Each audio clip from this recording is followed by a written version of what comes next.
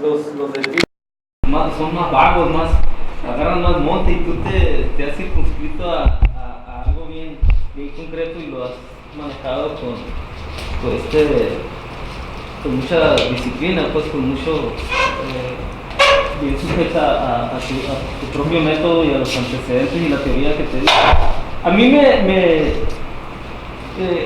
nunca ha sido de mis temas favoritos la gesta del 6 de abril, pero así como lo planteas tú. Agua refresco. No, gracias. Luego le entra a uno el interés como si estuviera viendo uno una película épica muy suave. Entonces, con respecto a la premisa que establecen incluso los especialistas y los académicos, de que llegamos a la conclusión de que lo que hizo Clemente Venegas es una crónica, lo que hizo también Ruibal Corella es una crónica también. Yo la crónica la veo de Ruibal Corella como un texto bien logrado, incluso ganó un premio nacional, por ahí se menciona. Sí. De hecho ha sido la bibliografía de cabecera de todos los sonorenses para estudiar los hechos de la gesta heroica. Lo que menciona Martín Luis, nuestro compañero, de que Estados Unidos no lo reconoce como una invasión oficial, es muy importante porque muchas veces no somos conscientes de ello, pues no propiamente era el ejército federal, yo lo entiendo así entonces eso le da la dimensión que debe ser, o sea, en el sentido de que no confundir, ¿no? Entonces, yo me acuerdo que una vez sacaron una nueva edición de Caborca se cubrió de gloria, muy barata, la vendían en la librería de la Unison y hasta creo que una vez compramos 3 o 4 libros. No sé si tú y yo o... Estaba todo mal hecho, te voy a decir. Estaba así, un poco mal hecho, pero estaba más, como que traía más cosas que la edición original, no me acuerdo. Pero a mí se me hizo muy, muy suave porque mucha gente que lo quería ese libro no lo teníamos. Entonces fue como que recuperaron un documento así. Entonces me acuerdo al estar leyendo ese libro que trae información en general de muchas cosas del siglo XIX de Caborca que yo no sabía, las características de la población, de la población indígena, actividades económicas, la orografía, los límites geográficos, una serie de cosas que se me hicieron muy, muy interesantes, como poner, describir a la comunidad o al poblado que era Caborca en esa época, y luego ya te introduce a los hechos y pues se te hace más interesante y más rico todo, ¿no? Yo no sé qué tanto del texto de Clemente Venegas está incluido en el de Ruibal Corella. Lo que sí me parece es que para el Loco Valenzuela también siempre ha sido su bibliografía de cabecera el libro de Ruibal Corella. No sé en qué grado está basado el libro de Yo Fui de Valenzuela de esto. A mí me parece que es todo lo mismo, salvo el capítulo del indio que tiró la flecha, y hacia eso me dirijo. El texto de Valenzuela es una crónica también. Entonces estamos ante 3 crónicas diferentes, pues, pensando que no son ciencia histórica, propiamente ciencia histórica, porque todos le agregan las valoraciones, como tú nos dices. Entonces, el originario de aquí, el caborquense, celoso de su verdad histórica, pues quiere saber, ¿no? Quiere saber. Y se introduce este elemento de Luis Núñez y es una bomba, ¿no? Para la cultura caborquense, es un cambiazo grande, ¿no? Al grado que, pues, me acuerdo en un 6 de abril cuando se instituyó esto oficialmente por el gobierno local, y creo que también avalado por el gobierno estatal, del cambio en las nominaciones históricas de los personajes. Entonces se hizo pues la gran fiesta, el gran anuncio, fue el gran motivo la década pasada de quitar a Juan Francisco Javier, que surgió de un poema, y poner a Luis Núñez, ¿no? que surge de este libro. Entonces, la cuestión es la siguiente, no sé si decirla incluso off the record o como un comentario de una de nuestras reuniones más. El asunto es que yo leí el libro con mucha atención, donde yo fui, y sucede que yo no me atrevo tajantemente a contradecir la versión del libro, porque creo que hay un acta ahí que dice Luis N. Y con esa acta aparece Luis Núñez y se da porque ese. La cuestión está en que Clemente Vanegas, narrando los hechos a más o menos detalle, más o menos a detalle, se me hace que en un pueblo tan pequeño y ante hechos tan grandes, si pudo decir todos los hechos en lo general, en lo más importante, ¿cómo es posible que un pueblerino no haya sabido de bien a bien el nombre del indígena que arrojó la flecha? También con lo que Clemente Vanegas hace declaración que es de 60 años después. Ajá. Ya la memoria se había perdido. Ahora la historia tiene muchos mitos y la crónica también, ¿no? Entonces, ¿qué es lo que hacemos cuando queremos crear identidad en un lugar? Creamos un héroe, ¿no? Ahora, vamos a ver si realmente existió el indio que tiró la flecha, ¿no? Es una manera muy romántica de decir se ganó una batalla, ¿no? Pero como sabemos, la historia la escriben los vencedores, y en este caso a mí se me hace una manera muy romántica, ¿no? Esa la del indio que con una flecha... Usándolo como artípila, ¿verdad? Exactamente, Sí. Este es un ejemplo de los niños héroes, el Pípila, Luis Núñez con Francisco Javier. Y eso es muy común en todas las culturas. En todas las culturas. Y dentro de nuestra historia es enorme. Sí, de hecho es más o menos con lo que trataba de cerrar, de que los textos se surgieron para cubrir ciertas necesidades históricas y culturales y éticas y políticas del momento en el que surgen. Entonces, don José Clemente Vanegas simplemente deja el personaje sin nombre. Ruidial Corella dice que es un niño que se llama Juan Francisco Javier, pero pone un pie de página en la que dice que la maestra Esther Soto le dijo que se llamaba Luis Núñez, pero ahí está, en el pie de página. Y la versión oficial queda del indio, lo que se obtuvo en el poema, etc. Y luego viene este otro texto que dice, no, se llamaba así y asado, ¿no? Entonces, sí, igual como usted lo ha dicho, es una construcción muy romántica para darle un valor histórico a la gesta, para ensalzarla, para ponerla a nivel nacional de un hecho de valor trascendental que hace que Caborca sea heroica. Pues es una construcción de un héroe.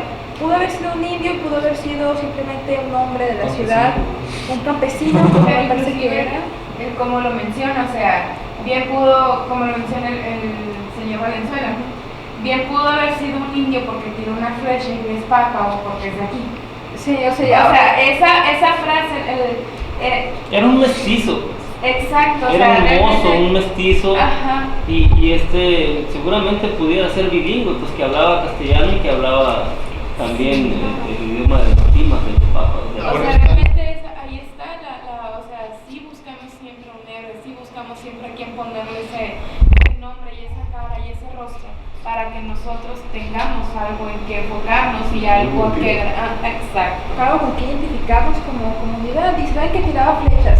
Y como si se en Venezuela, pues tira flechas, es indio. Y si está aquí, pues es pápalo. Y hay pápalo como yo, pápalo como etcétera. Y ya vas creando toda esta imagen de yo también pude haber tirado esa flecha. Entonces ya empiezas a crear un mito histórico. Aquí hay dos cosas.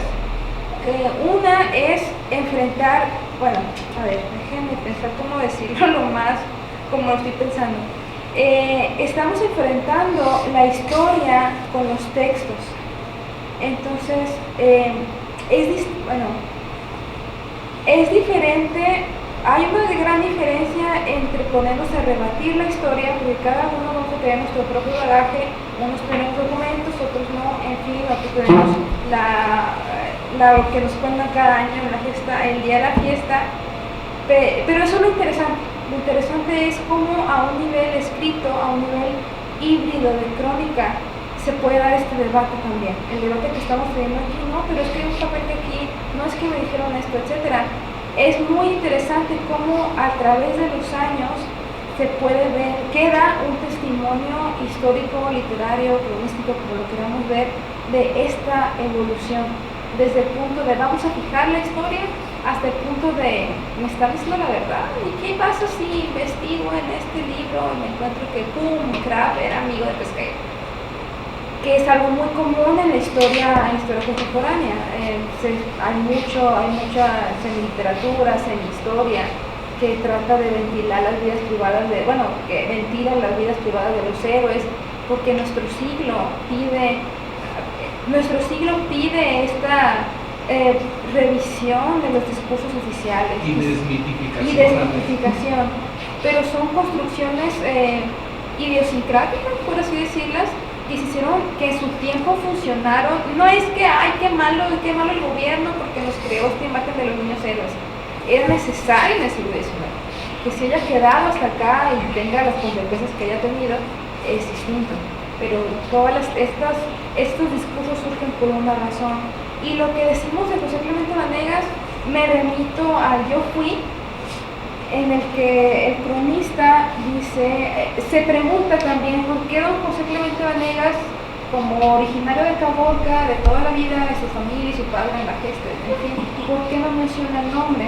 Él dice, José Clemente fue presidente municipal y cuando escribió su libro debió revisar la correspondencia de la prefectura, pero aún hay más. En el folleto que publicó en 1957 y que le regaló a la Chavo Palafox y que también lo tengo como prueba, vuelve a escribir. El nombre de aquel indio se perdió en las sombras del olvido, como otras tantas cosas que se pierden por la infuria de los hombres. ¿Por qué lo niega? ¿Por qué lo pierde? ¿Por qué lo oculta? ¿Qué hizo Luis Núñez que lastimó tanto la sensibilidad de don José Clemente?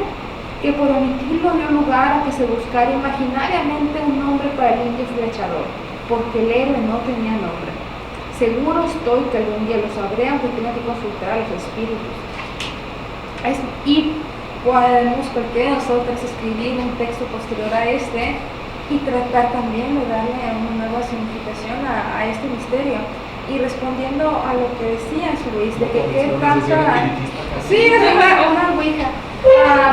¿Qué relación hay entre los textos? Es una relación genética muy obvia. El texto de José Clemente Vanegas es el pionero, él mismo se cita él mismo y se reconstruye con un texto posterior. Los demás de los textos históricos que surgen después toman a don Clemente siempre y también, por supuesto, las partes originales. Después, es que no lo puedo pronunciar, Ruibal toma a don José Clemente también para citar varias cosas. El cronista toma a los dos. Entonces todo lo que va a ser la gesta heroica hasta ahora es una cadena de relaciones genéticas entre textos, lo cual es muy interesante también. La cosa que también se me hace muy curiosa es, siento que todo se desarrolla en el templo, que no haya habido por parte de la religión alguna información, que no hay información si había párroco, si había perdido un monaguillo que haya estado ahí. No han buscado en los textos religiosos si aparece algo sobre eso. En lo que yo he leído nunca mencionan a los religiosos. Nunca se menciona nada. No. Esa es una cosa bien curiosa. Lo que sí es que en los 90s, cuando empiezan a trabajar sobre el archivo histórico, estaba en el gimnasio municipal, estaba en los vestidores o en la bodega, no sé. Lleno de grillos. Estaba lleno de grillos, ya le había llovido, creo, ya habían tenido que tirar muchísimas cosas. Sí se perdió como Babilonia, así como... Pero por ejemplo, en el lado religioso, en el lado de la religión, no han buscado en los archivos, no se ha buscado ahí nada sobre la religión. Yo no he buscado nada y los autores he consultado, curiosamente nunca mencionan nada tampoco de la vida religiosa, bueno, de la participación religiosa. No sé si porque el parte militar que he visto en pedazos no diga nada, o si se hayan perdido los textos, no sé, pero es muy interesante porque no había pensado en eso. O sea, el templo era el templo y el convento, por supuesto que había Yo sé que el archivo de la religión aquí está en el altar, En el todo el altar. archivo de religión. Sí, en el archivo ahí está es el el altar. altar, o sea, ahí se pudiera haber buscado. Es Ahí está, posible ¿no? que allí haya... O sea, la versión oficial también, hay una versión no oficial, ¿no? Y yo no quiero parecer aquí como el abogado del diablo, ¿no? Pero también la otra parte dice que realmente el pueblo de Caborca nunca se defendió de los filibusteros, ¿no? Sencillamente porque no tenía armas, no tenía con qué defenderse. Lo que hizo el pueblo de Caborca fue guarecerse en el templo, que era el lugar más seguro que había, y esperar hasta que llegara el regimiento que había en Altar y el que había en Urus con Girón y Gavilón, y fueron realmente ellos los que defendieron la situación, ¿no? Los que sacaron avante la situación, pero realmente el pueblo de Solo se Caborca... definieron al final. Pero el pueblo además nomás se iba- guareció. El pueblo estaba guarecido sin defenderse, ¿no? Pero Sencillamente porque no tenía con No qué tenía. defenderse. Y yo te voy a decir una cosa, según los registros o lo que sacaron en el otro lado, los periodistas del otro lado que salió publicado allá, había una promesa que tenían de venir a reforzar a Krab, amigos políticos de él, que tenían supuestamente un mini ejército por ahí pertrechado y que ya estaban dándole la vuelta a esta región para entrar supuestamente, pero se quedaron porque se les enfermaron unos, se les murieron otros, se les rajaron, Sí. se les rajaron. De hecho es como invadir a Estados Unidos, ¿no? De esa manera, ¿no? Para no hacer una invasión oficial. Entonces mandaba tropas de gente que supuestamente no era...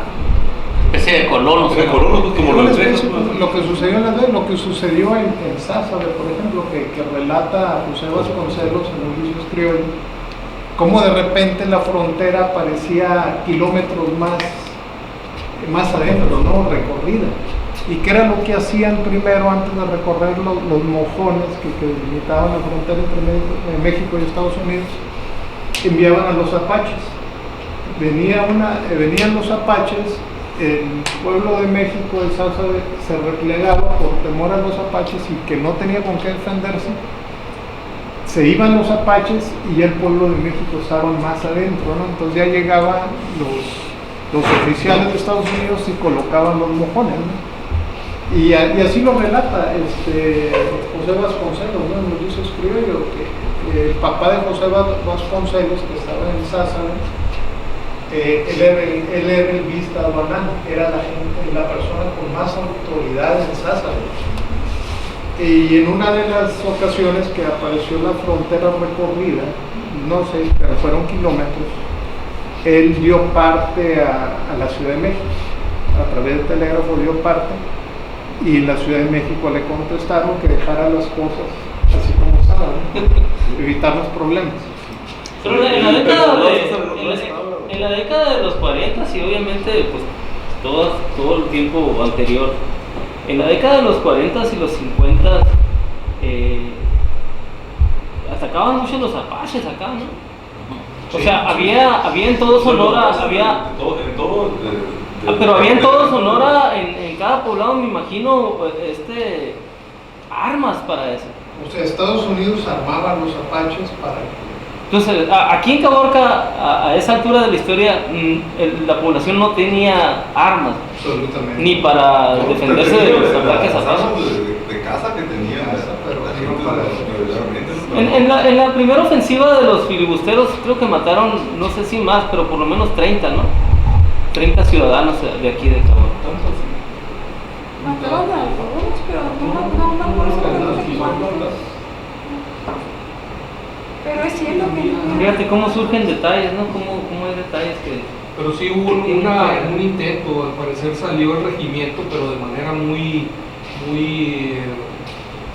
pero no era sencillo, sino era gente de aquí de Caborca. era gente, pues era un destacamento que tenía aquí en Caborca de militar, pero con toda la ingenuidad del mundo fueron a ver, oye, ¿qué están haciendo ustedes aquí? ¿Cómo que vienen y ahí mismo los agarraron y básicamente casi los aniquilaron? Pero en el enfrentamiento hubo bajas de los dos lados, pero más obviamente del lado mexicano, al grado de que ya se tienen que aperturar. Ese es el problema, pero de manera muy ingenua va y se presenta con una comitiva pues muy débil para las intenciones que traía esto ya que era de venida. Claro, es obvio que no se iban a regresar. Yo creo que lo bueno de todo esto y de las crónicas o lo que sucedió es que le dio identidad al pueblo. Así es. Nos dio identidad y nos dio un sentimiento de pertenencia, ¿no? Muy Porque grande. como todos los pueblos del norte estábamos huérfanos, ¿no? Y abandonados y de nada de qué sostenernos, ¿no? El gobierno del centro del país nos tenía abandonados y pues una manera de dar identidad, ¿no? No sé si alguien vio una película en los 80s, el héroe desconocido. Ah, sí. Era algo más o menos El cine Diana. El cine Diana. Ahí la miré. y habla más o menos de lo mismo, ¿no? Sí, sí. Es una manera de darle identidad, ¿no? Sí, y una película basada en un libro, ¿no? ¿Es de Miguel Alemán? ¿Será? Sí. No. Miguel Alemán Velasco, no, creo que es de otro escritor. Pero, No, sí, no, pero con todos los elementos, pues con todos los elementos de un pueblo así, incluso la cultura de la gente y eso, tiene sus similitudes con Caborca. A mí lo que sí no me preocupa, pero se me hace curioso, eso que mencionan de la mitificación y desmitificación, en el sentido de que una publicación puede llegar a convertirse en una institucionalización de la historia. Dejemos por un lado la omisión de Clemente Vanegas y pensemos en la maestra Esther Soto, que en 1957, cuando incluso el gobierno federal manda mucho dinero para la celebración del centenario de la gesta heroica de Caborca, Esther Soto forma parte del comité de los festejos del 6 de abril del centenario. Y esta señora, muy culta, una maestra pues, que incluso lleva a la escuela sus nombres y calles y todo, y a la larga alguna colonia se va a llamar. Ella es descendiente directa de Ramón Bojorquez, El dueño de la casa. para quien trabajó Luis Núñez. Entonces, Esther Soto desde niña conoce la historia, no solamente de la gesta heroica del 6 de abril, sino la historia de Luis Núñez, porque pues, ahí trabajaba, era mozo de su abuelo, de su papá, no sé de quién de los dos. Entonces le viene por línea directa la información, pues, y ella en su categoría de maestra y en su categoría de miembro si a la larga o si ya venía esta línea de identificación de Luis Núñez o de Francisco Javier, si hay alguien que debería de haberlo sabido, era Esther Soto. Se me hace bien curioso. Y luego el loco Valenzuela lo escribe en su libro. Y lo plantea así. Lo escribe, pero ¿qué hizo malo? Pues? Pero uno, ¿qué derecho tiene como cronista a pensar de que hizo algo malo? O sea, ¿de dónde se te ocurre a ti que porque haya hecho algo malo, Clemente Vanegas omitió a Luis Núñez? Resulta que Luis Núñez, como yo lo entendí en el libro, y en el libro de Rubén Correa también, se llamaba Luis Núñez. Pero todo el pueblo, yo no sé si por una cuestión religiosa de la veneración a los santos, le gustaba que le llamaran Francisco Javier. Sin embargo, Valenzuela no pone nunca de que son el mismo. O sea, Luis Núñez, a final de cuentas, el indio o el mestizo que tiró la flecha, que trabajó como mozo en la casa de Ramón Bojorquez, se llamaba así, pero por una cuestión, no sé, de familia, de camaradas o de la iglesia a la que asistía, no sé, si cuando hizo la primera comunión o no sé, porque pero ambos libros mencionan que le gustaba que le dijeran Francisco Javier y todo el mundo le decía Francisco Javier. Entonces, ¿por qué en el libro de Yo Fui, por qué no se ponen que son las mismas personas? Si ellos mismos están diciendo que se llamaba Luis N. o Luis Núñez, pero que toda la gente le decía Francisco Javier. Entonces, se acepta el hecho, pero no se reconoce que es en ambos libros. Por lo menos en el de Valenzuela, así viene. El asunto, y esto ya sí es escabroso. Esto ya sí Mira que estás haciendo una novela histórica. No. Lo escabroso aquí es que Valenzuela sí sabe lo que hizo Luis. Y de ahí surgió este libro. Él lo platica así, en sesiones así, pero no lo publicó. Él sí sabe lo que hizo. Tiene que ver con la historia de una familia de toda la vida de aquí. Pero eso es lo que me preocupa a mí de la... Platícanos a todo el chisme. A ver. Yo tengo una versión del chisme, pero primero la tuya. Debe ser la misma, porque él la platica, pues, él la platica en charlas con políticos. Yo la escuché en la casa de unos oficiales, pues del partido de gobierno de hace 10 años.